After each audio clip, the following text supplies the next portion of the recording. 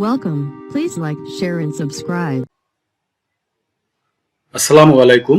একাদশ ও দ্বাদশ শ্রেণীর শিক্ষার্থীবৃন্দ, আজকে তোমাদের উচ্চতর গণিত দ্বিতীয় পত্রের কণিক নিয়ে আলোচনা করব। কণিকের পরাবৃত্ত নিয়ে আলোচনা করব। পরাবৃত্তের সূত্র এবং দুটো অঙ্ক করব। আশা করি তোমাদের উপকারে আসবে।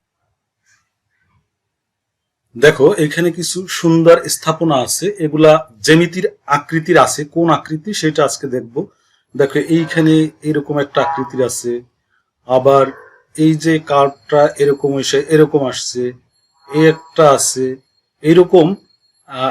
আমরা বিভিন্ন জায়গায় এরকম দেখে থাকি, কিন্তু এটার কোনটার কি নাম সেটা আমরা দেখব।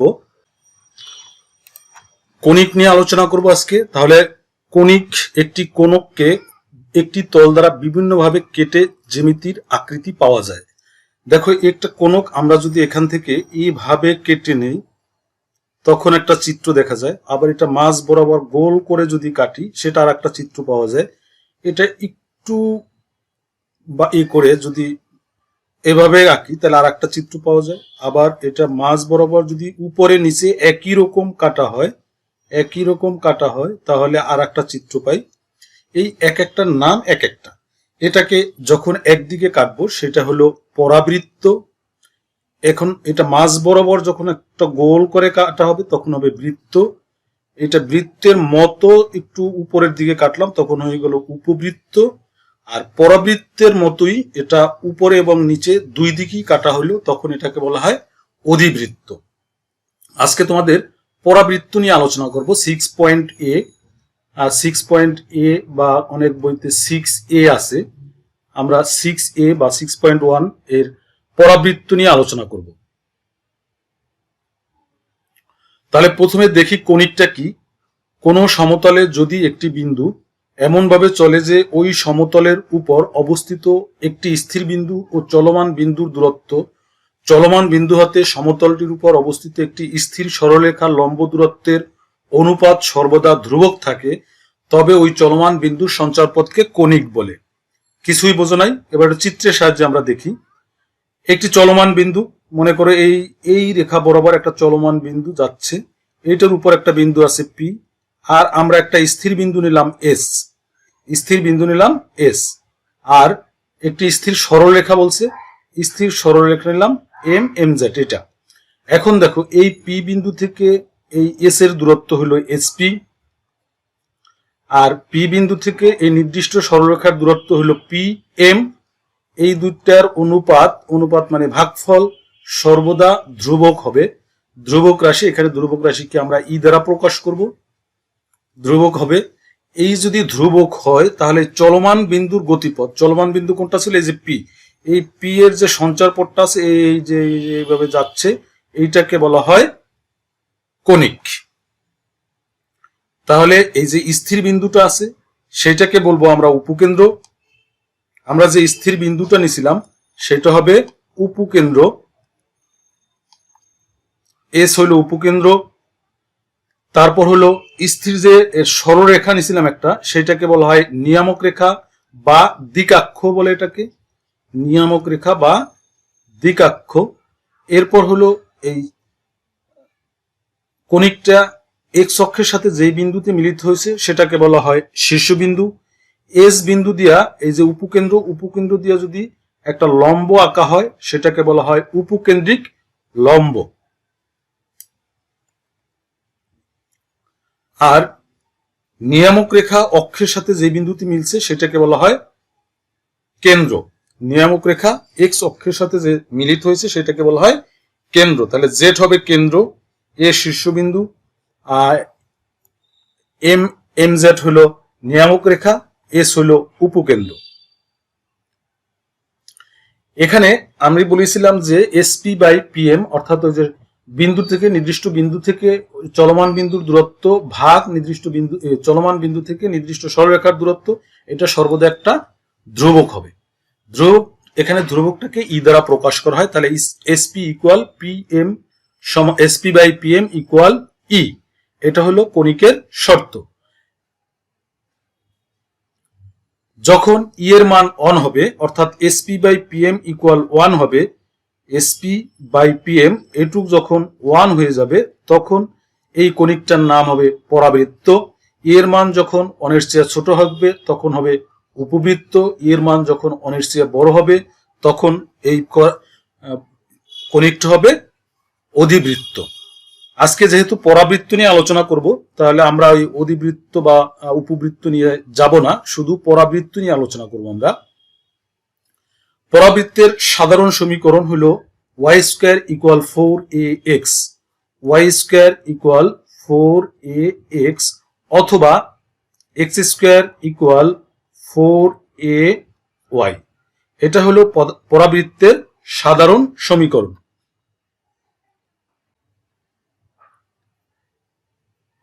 এখন আমরা কিছু সূত্র দেখব। আমরা প্রথমে এই সূত্রটা শিখব, y স্কয়ার ইকুয়াল 4ax পরাবৃত্তের উপকেন্দ্রের স্থানাঙ্ক, কেন্দ্রের স্থানাঙ্ক, শীর্ষবিন্দুর স্থানাঙ্ক, অবিলম্বের দৈর্ঘ্য, অবিলম্বের সমীকরণ, নিয়ামক রেখার সমীকরণ, এইগুলা শিখবো শুধু y square plus 4 y square equal 4ax এর ক্ষেত্রে। এই মাইনাসেরটা তোমাদের এখন দেখার দরকার নাই, আগে এটা দেখো। তাহলে উপকেন্দ্রের স্থানাঙ্ক হলো a0, শীর্ষবিন্দু হলো 0 0।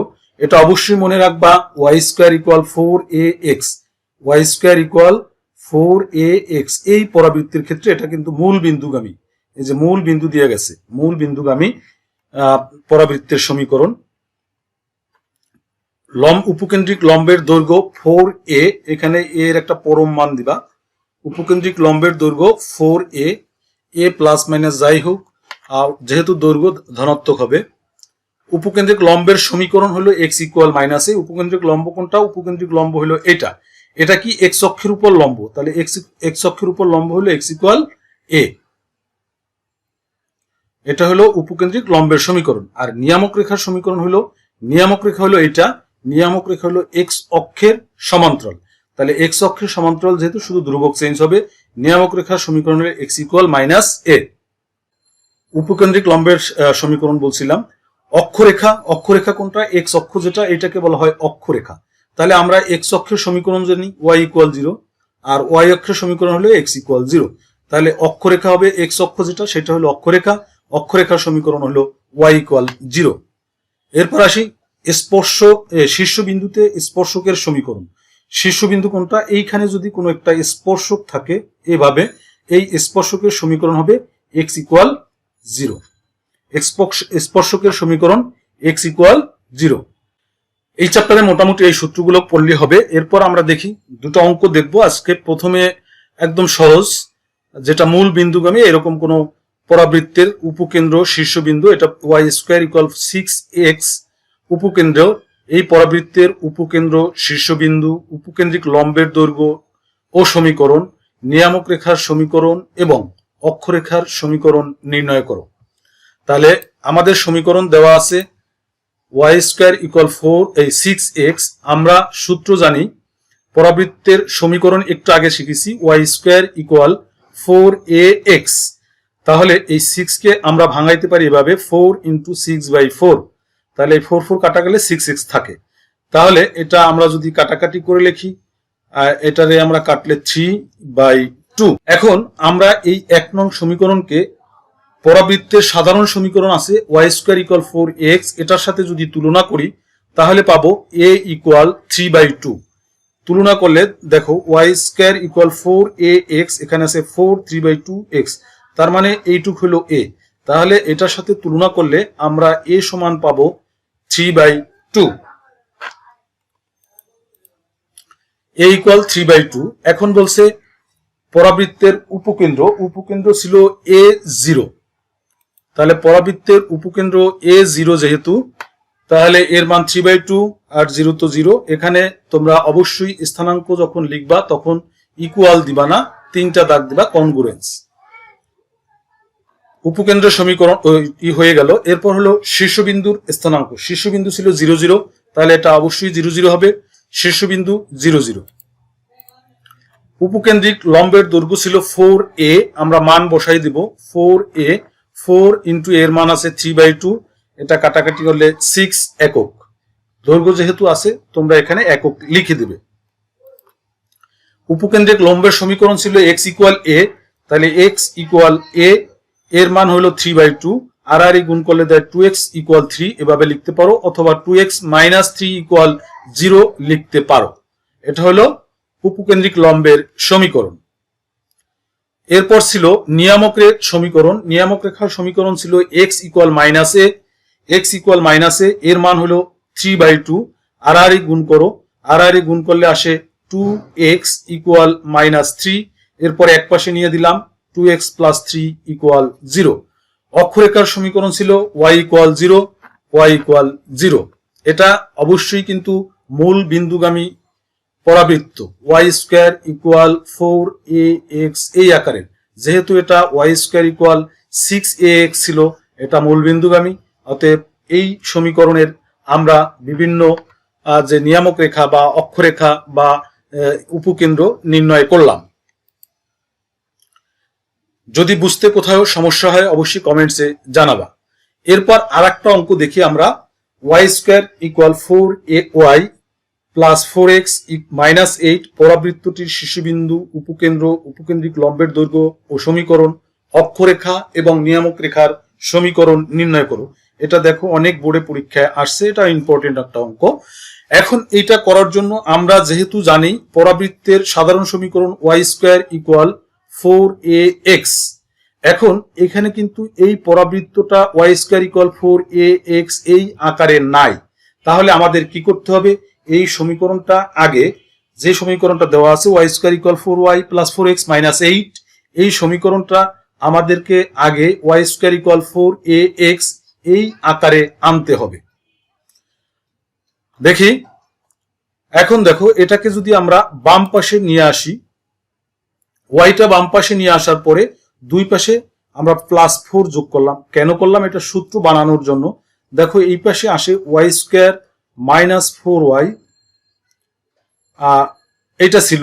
আমরা যদি এটাকে সূত্র বানাই ওয়াই স্কয়ার মাইনাস 2a, এখন এখানে আছে 4, তাহলে b অবশ্যই 2 হতে হবে, তাহলে 4 হয়ে গেল।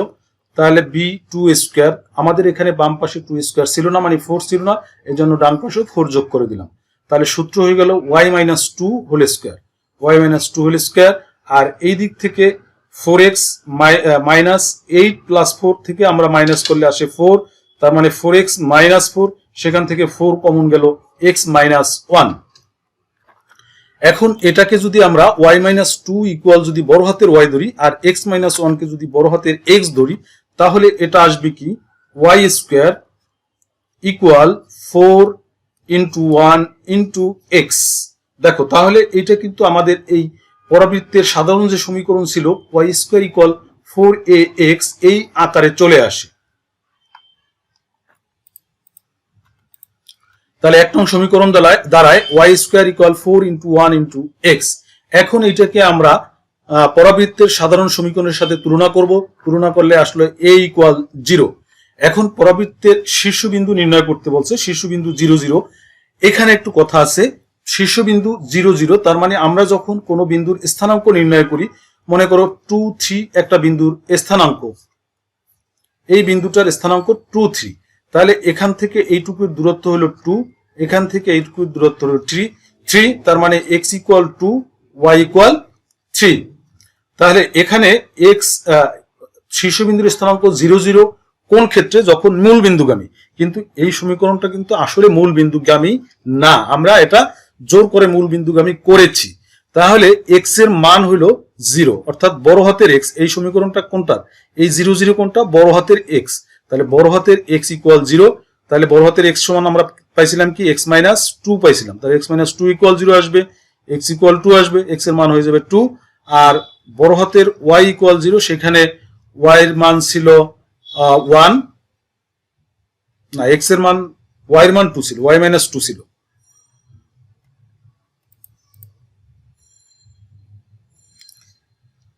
x ইকুয়াল 0, তাহলে x এর মান আমাদের ছিল x মাইনাস 1, তাহলে x মাইনাস 1 ইকুয়াল 0, তাহলে x ইকুয়াল 1। আর y মাইনাস 2 এটা ছিল 0, বড় হাতের y ছিল y মাইনাস 2, সেখান থেকে y ইকুয়াল 2। তাহলে শীর্ষবিন্দু কেন্দ্র স্থানাঙ্ক হলো শীর্ষবিন্দু হলো কত, 1 2, পরাবৃত্তের শীর্ষবিন্দু 1 2। একই রকম যখন আমরা উপকেন্দ্র বের করব, উপকেন্দ্র আমরা পেয়েছি a0, উপকেন্দ্র যেহেতু সূত্র ছিল a0, তার মানে বড় হাতের x ইকুয়াল a, বড় হাতের x ইকুয়াল a, তাহলে x মাইনাস 1 এর মান পাইছি আমরা কত 1, তাহলে x ইকুয়াল 2 লিখতে পারো। আর y ইকুয়াল 0, সেখান থেকে তো y ইকুয়াল 2 আসবে, এটা উপরে করেছি, এখানে আরেকবার করে দেখাইতে পারো। x মাইনাস 1, তার মানে x ইকুয়াল 2, y ইকুয়াল 2। তাহলে পরাবৃত্তের উপকেন্দ্র হলো 2, 2। এরপর দেখবো আমরা পরাবৃত্তের উপকেন্দ্রিক লম্বের দৈর্ঘ্য। উপকেন্দ্রিক লম্বের দৈর্ঘ্য ছিল 4a, মান বসাই দাও, তাহলে 4 একক। উপকেন্দ্রিক লম্বের দৈর্ঘ্য হলো 4 একক। এরপর হলো উপকেন্দ্রের লম্বের সমীকরণ। উপকেন্দ্রিক লম্বের সমীকরণ ছিল x equal a, x equal a, x এর মান আছে x মাইনাস 1, তাহলে x মাইনাস 1 এখানে আসে x ইকুয়াল 2, এভাবে লিখতে পারো। এবার অক্ষরেখার সমীকরণ ছিল y ইকুয়াল 0, তাহলে এখানে y আছে y মাইনাস 2, তাহলে y ইকুয়াল 2। এরপর আসো নিয়ামক রেখার সমীকরণ। নিয়ামক রেখার সমীকরণ ছিল x ইকুয়াল মাইনাস a, এর মান হলো মাইনাস 1, x এর মান হলো x মাইনাস 1, তাহলে সেখান থেকে আসে x ইকুয়াল 0। নিয়ামক রেখার সমীকরণ হলো x ইকুয়াল 0। তাহলে এই অঙ্ক, এইরকম যে অঙ্কগুলা আছে সেই অঙ্কগুলো তোমরা অবশ্যই পারবে। আশা করি তোমাদের ভিডিওটা ভালো লাগলে অবশ্যই লাইক এবং সাবস্ক্রাইব করবে এবং বন্ধুদের দেখার জন্য অবশ্যই শেয়ার করে দাও। সবাইকে ধন্যবাদ জানিয়ে আজকের মতো শেষ করছি।